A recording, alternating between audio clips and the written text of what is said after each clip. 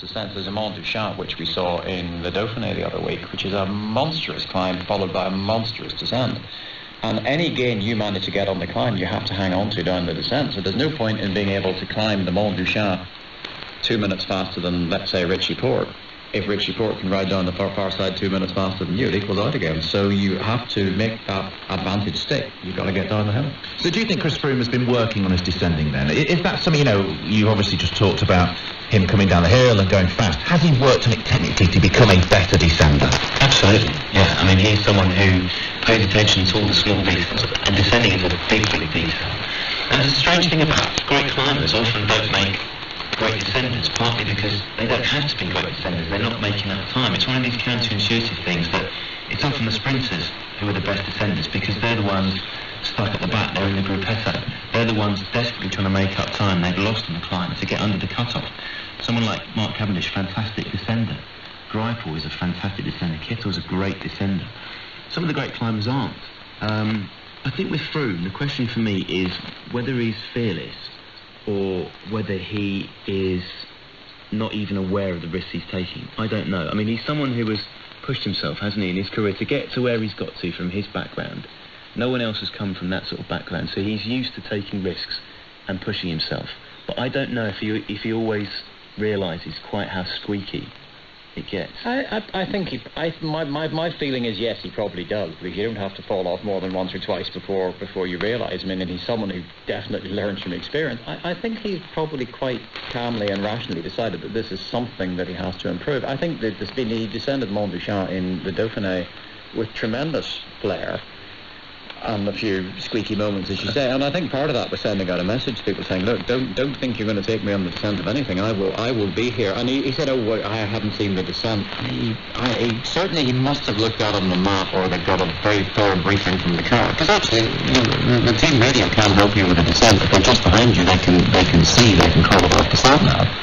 But it's something I'm sure he worked at, because it's something that was a chink in his armour. Because you can have in some ways you can have climbing form, you can have descending form. If you go through a corner and you get it slightly wrong, you might lock up your back wheel or something, then you're going to be more nervous the next one. And the peloton can be a very bitchy place. That period in the 2013 Giro where Bradley Wiggins was starting to struggle, the peloton was full of, he's lost his bottle. Really nasty, quite personal stuff. And a lot of it would be behind your back. I think the Aussies come out and say it to your face, mate, everything all right? But everyone else will be checking behind you. So, your form can come and go on the descents as well. So, if your bottle goes, you could blow your Tour de France. I mean, if Chris Froome went too hot into a corner, has a squeaky moment, as we say, if he can't keep his bottle, then that could ruin his Tour. That's probably an oversimplification to say that was where Wiggins' 2013 Giro went wrong, but it was a lot of where Wiggins' 2013 Giro went wrong. A wet descent that he just bottled out of. He just didn't have. And I wouldn't want to say that as a criticism, because God knows I'm one of the world's worst descenders. I've crashed on all sorts of entirely innocuous things. But it's that, you've got to be able to keep your foot in it, because there's no way you're going to get any patience or any tolerance from the rest of them. They're not going to wait for you because you can't get down the hill quickly. And as this programme is about Chris Froome, he has over the years seemed to take on what he's needed to win the Tour de France. The year that he needed to climb, he became arguably the best climber in the world. The year he needed to time trial, he became arguably one of the best time trialists in the world. This year that it looks like he needs to descend, do you think he'll become maybe the best descender in the world? No, I don't think he'll be the best. He's not heavy enough. He won't be the best, but he doesn't need to be the best. He just needs to be good enough, doesn't he? He needs, as Michael says, he needs to make sure that those hard-earned seconds that he chisels out on the climb aren't tossed away on the descent.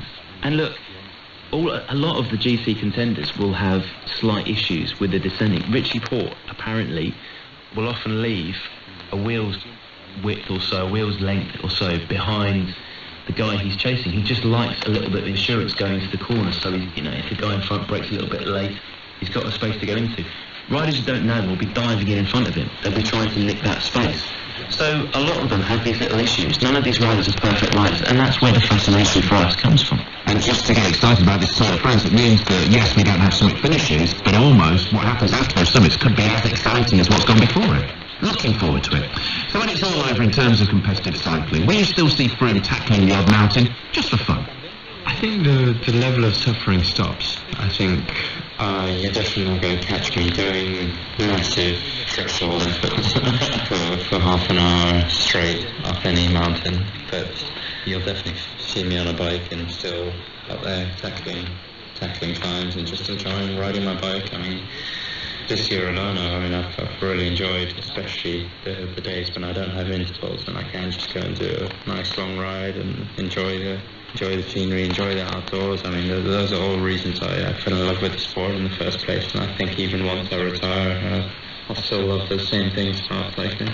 Well, that word retirement is probably a few years off still for Chris Froome. He's 32 years old now. He's got 3 Tour de France in the bag. He's won 2 on the bounce. How good can he be? How many can he win, Michael? Well, nobody's ever won more than 5.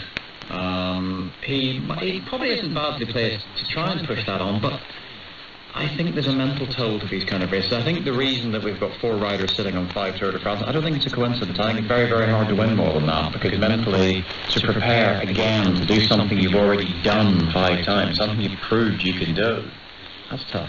I mean, obviously, he is a name that's not bandied around in cycling terms anymore, but Lance Armstrong did win more than 5. I mean, obviously, he did it in ways which weren't right, but what was that mental strength that he had there? I don't know. I mean, he clearly was a very, very hard-headed competitor. His entire career, and the way he set about it makes it completely. There was a ruthlessness about it. He's sociopathic, isn't he? I suspect, but I wouldn't want to say another rest of a sociopathic. I think anyone who wants to win 5 Tour de France has got a very, very focused view of life. To be able to do that again and again and again and put yourself through that is very, very tough. I mean, I think it's very easy when you won 3, it's kind of like you win 5. I think you've got to win 4 before you win 5. It's quite tough. Well, this will be the year that he wins 4 if he wins this year's Tour de France. Can you see him taking the honours in 2017 winning 3 on the bounce? I think it's a very open race this year. He doesn't have much proven form. He may well be in great form, but he hasn't had proven form. He's 4th in the Dauphiné, which he won before his 3 previous Tour wins. I think Michael makes an interesting point in that all sports people, no matter how driven they are at the start or middle of their careers, they'll all reach a point where, even if it's a subconscious thing, they're satisfied. They burn out. And they might be thinking, I'm not satisfied, but you can see it. You can see it in golfers. You can see it when they've won enough. And they still want to compete and they'll still talk a good game. You can see it in cricketers. When a batsman has scored 80, 90 centuries and he's just done enough. And you only need to drop off that tiny fraction, tiny fraction, and the rest of the field will come past you. So that's the question for Froome. Having seen him last week, he still struck me that he has that desire. But it's been a difficult year at Team Sky. His contract ends at the end of 2018, I think. Will he stay for next year? We don't know. There are a lot of external variables for him to deal with as well. You look at it though, and you would say this more than anyone because you sat down with him for an extended period of time. He does seem to have a steeliness. I wouldn't say he was being ruthless, but he seems to have a steeliness which says, I want to show everyone, maybe the doubters, that I can be the best cyclist that has ever been. There's a